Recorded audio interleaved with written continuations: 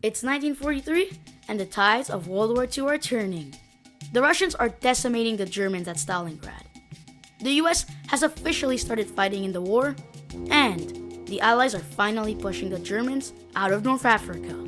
With the German line starting to be stretched out thin, an Allied invasion in Western Europe was starting to become obvious. So, leaders of the prominent Allied nations, Joseph Stalin, Franklin D. Roosevelt, and Winston Churchill, met up in Tehran, an Iranian city in Asia, to plan an operation commonly known as D-Day. It was determined that the US, Great Britain, and most of the Allies would land in France from England and start a steamroll towards Berlin. But one question remained to be answered. Where would they land?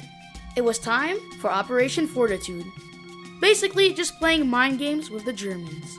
The Allies would land in Pas-de-Calais. Just kidding, they would land in Normandy. But trick the Nazis for a Pas-de-Calais landing. They would use genuinely clever tricks, like launching aerial attacks on Pas-de-Calais, or creating a whole fake inflated army close to the aforementioned city. Once the Germans were tricked, it was time to land in Normandy on June 5th. Nope, there was too much thunder. It was time to land in Normandy on June 6th. The Allies started the invasion by sending airborne troops at night to knock out all strategic coastal cities, the most important of them being St. Mary-Glise. Sadly, a lot of troops drowned in the water because of the fog. After the capture of these vital cities, it was time for Allied battleships and the Air Force to pound the German fortifications for hours. Unprepared Germans scrambled for guns, but it was too late since the land invasion had already started.